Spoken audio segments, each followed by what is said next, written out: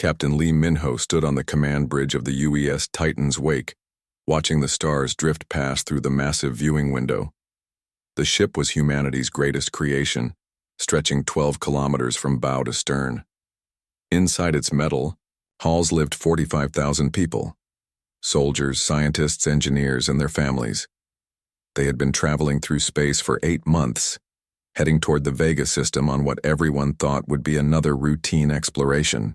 Mission Minho had commanded warships for 15 years, but nothing compared to the Titan's wake.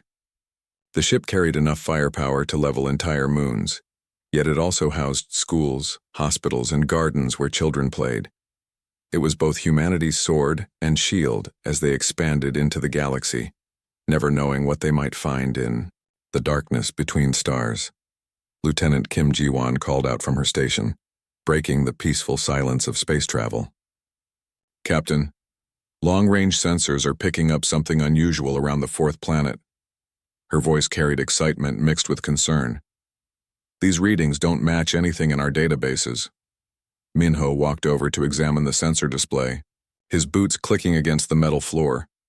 The screen showed massive structures orbiting the planet, clearly artificial but unlike anything humans had ever built.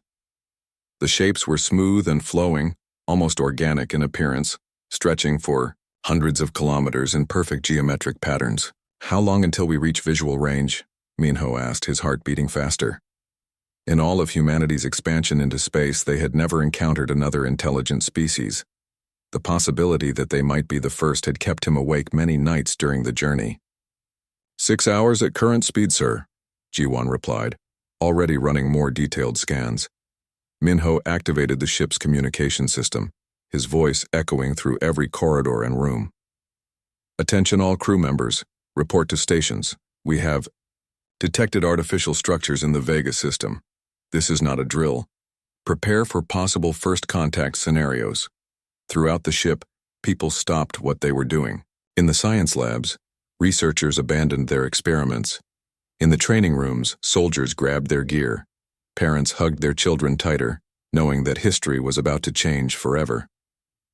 Dr. Park Suna rushed to the bridge, her tablet filled with first contact protocols that had been written by the brightest minds on Earth, but never tested in reality. She was humanity's leading expert on alien life, even though she had never actually seen any. Her dark hair was pulled back in a practical ponytail, and her eyes sparkled with the excitement of a lifetime opportunity.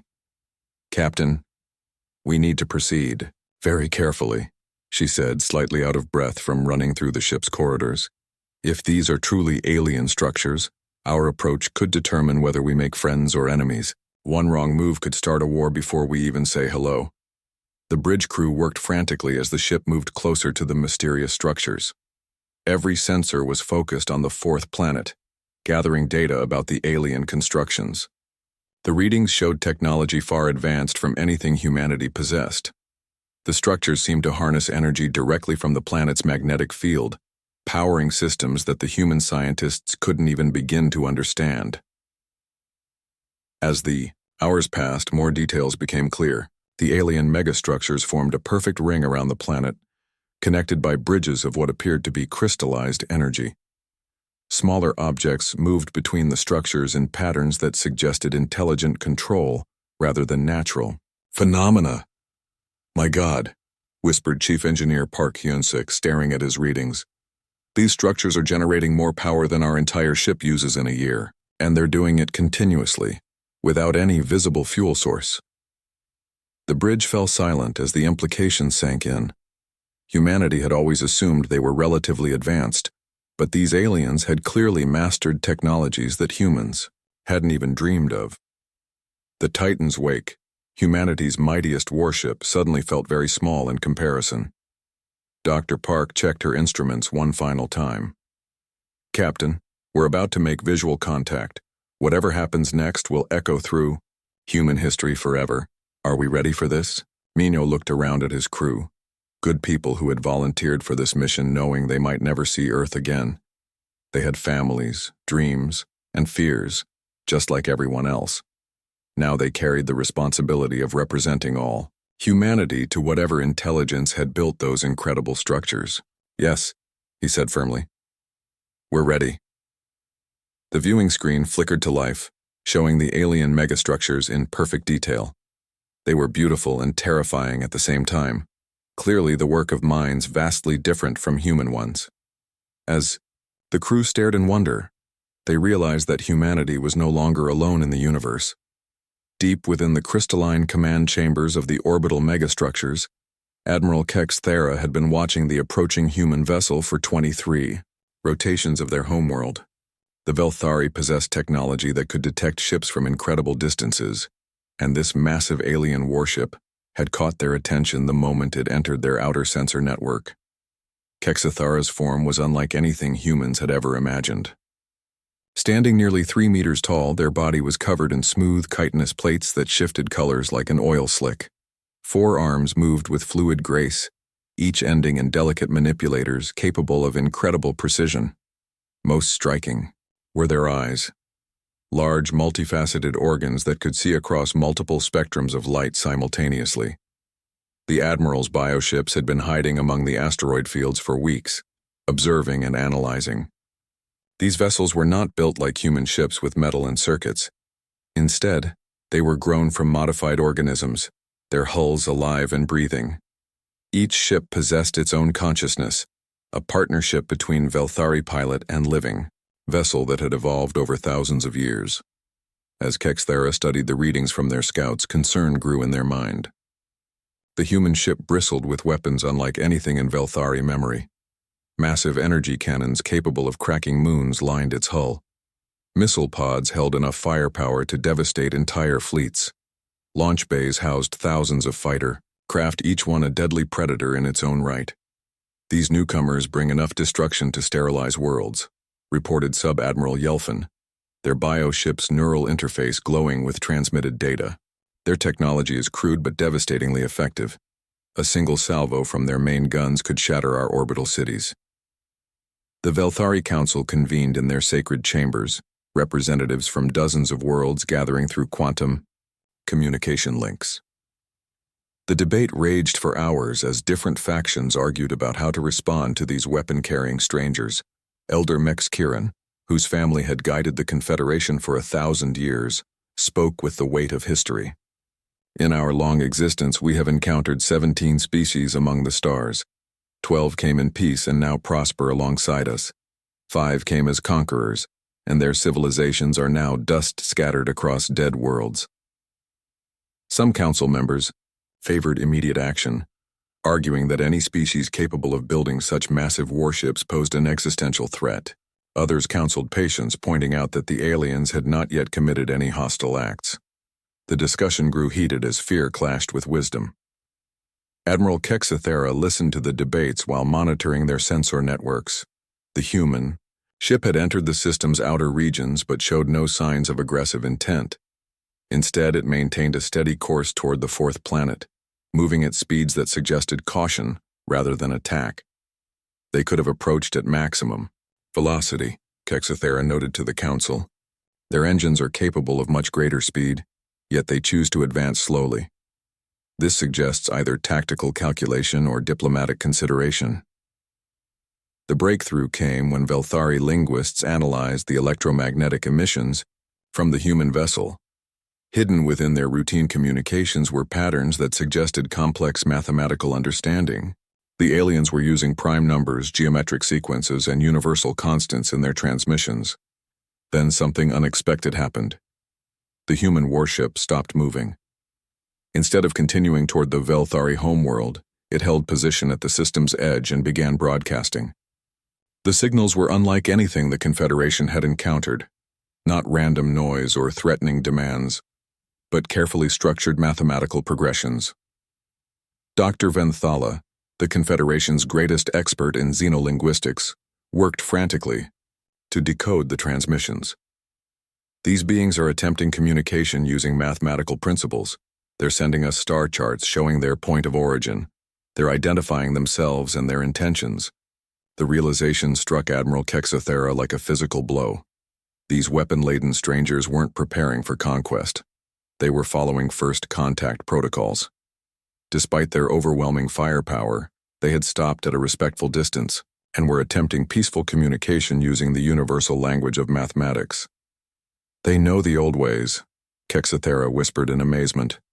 "Somehow, without ever meeting another species, they understand that civilized beings announce themselves with knowledge rather than threats." The Admiral made a decision that would change both civilizations forever. Bioships began emerging from their hiding places among the asteroids, their living hulls pulsing with bioluminescent patterns that served as both greeting and warning. Each vessel was a work of art, grown rather than built, its organic curves beautiful and alien. As the Velthari fleet revealed itself, Admiral Kexthara prepared to make the most important decision in their species' recent history. These humans had passed the first test by showing restraint and attempting communication. Now came the harder question. Could two such different species learn to coexist among the stars, or would their differences prove too great to bridge? The answer would determine the fate of both civilizations. The neutral meeting station hung in the void between the two fleets like a fragile bridge across an impossible gap. Built hastily from materials both species contributed, it was a strange mix of human metal framework and Velthari bioorganic components that seemed to breathe and pulse with life.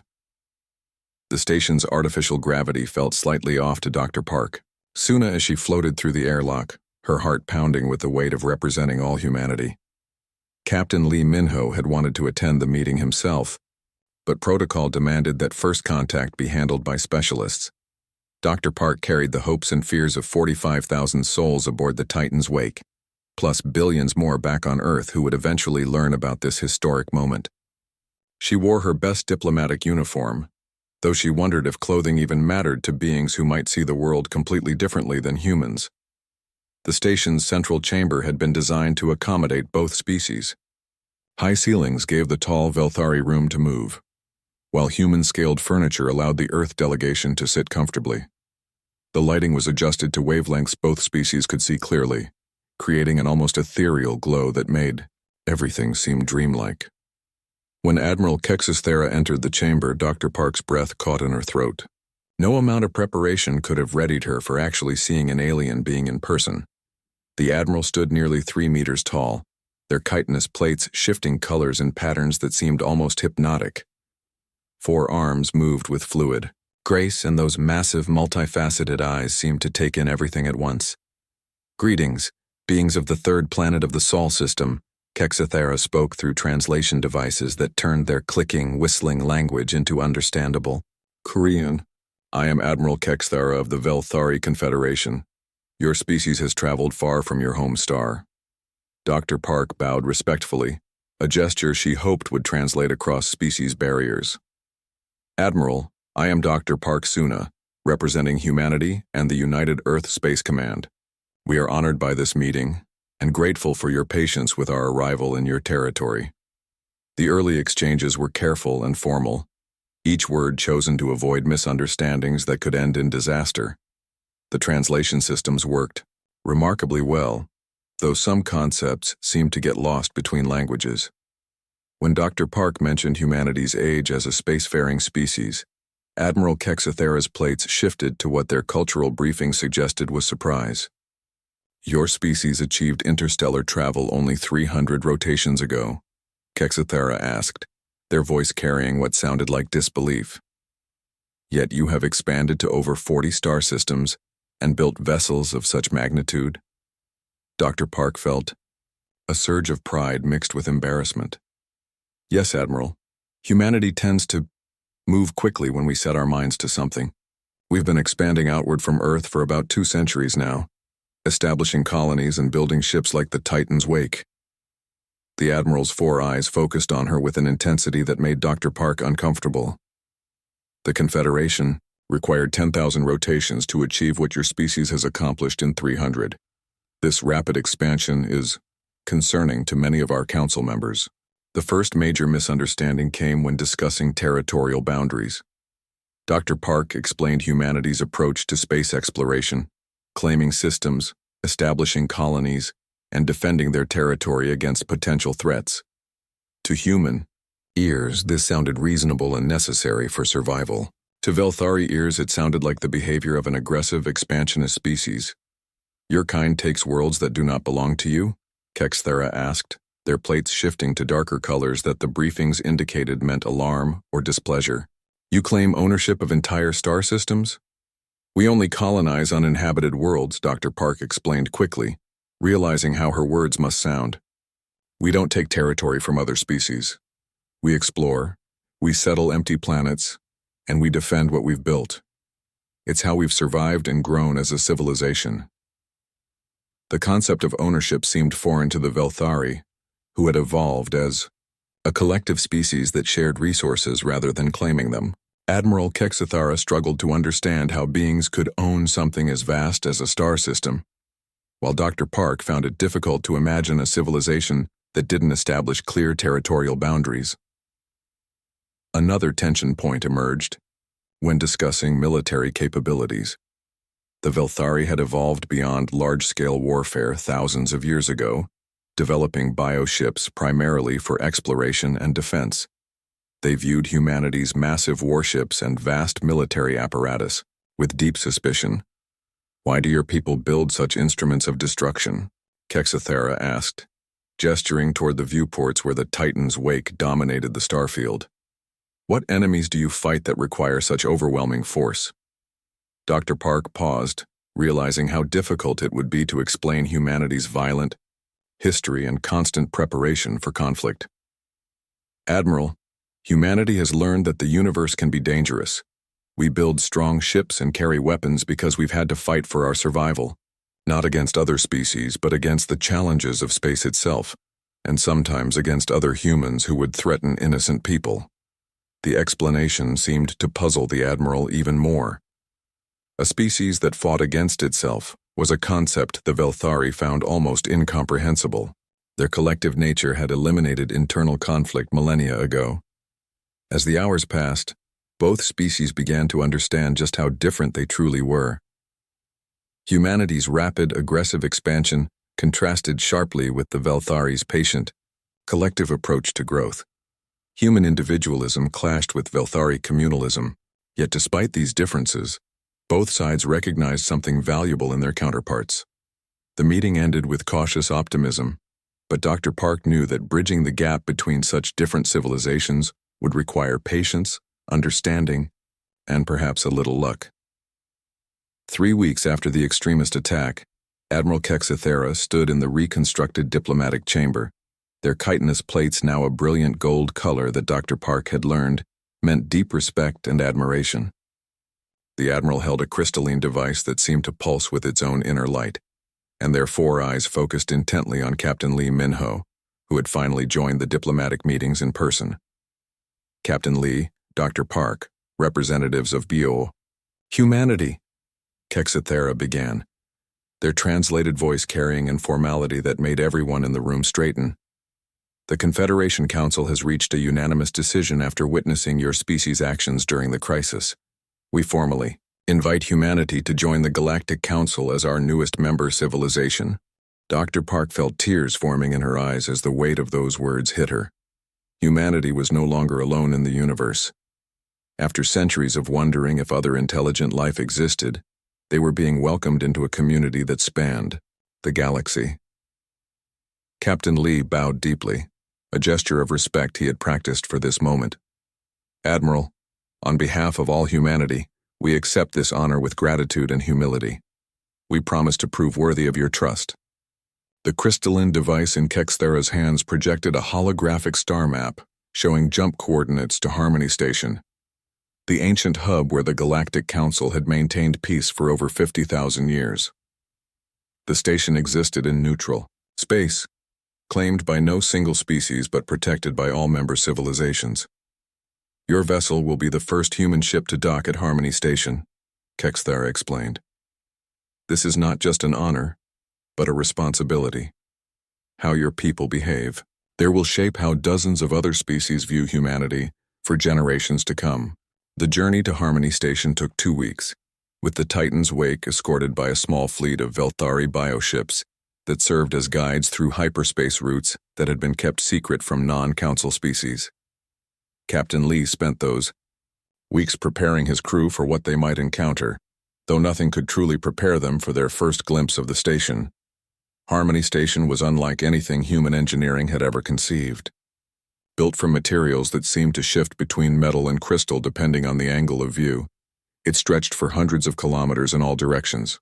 Docking bays designed for dozens of different ship types dotted its hull, while energy fields created atmospheric barriers that allowed beings to move between sections without life support suits. "By all the stars," whispered Chief Engineer Park Hyun-sik as the Titan's wake approached its assigned docking bay.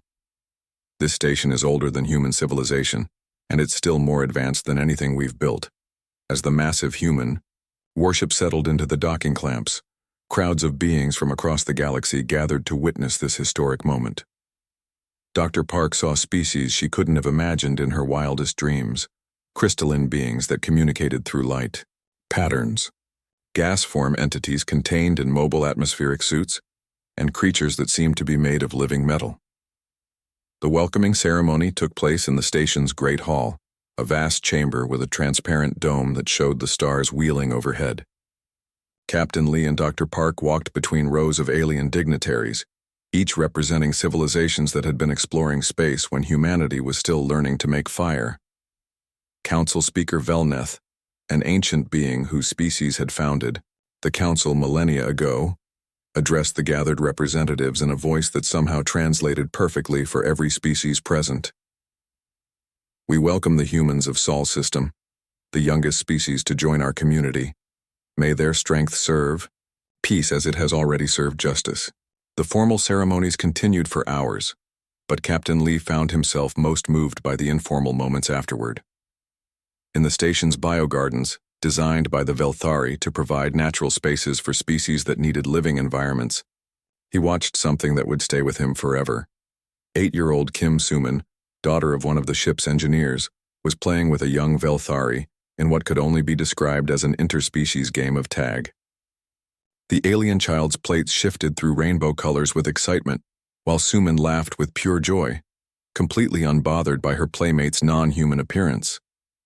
Other human children had also found friends among the station's young residents.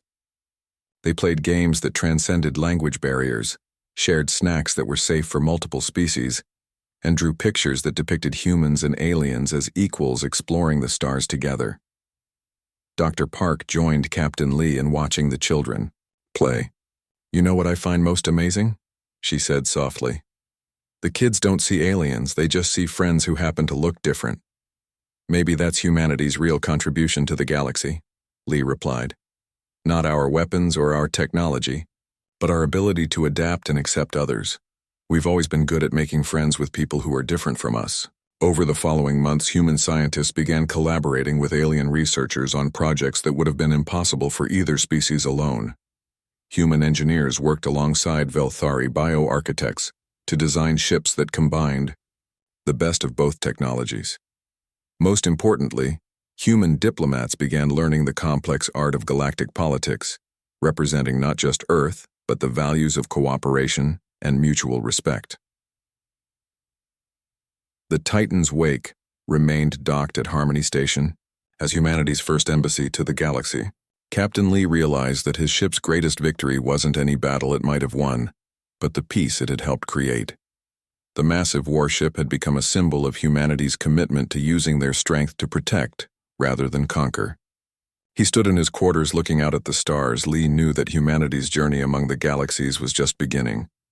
They had proven themselves worthy of joining the galactic community, and now they would help write the next chapter of interstellar civilization.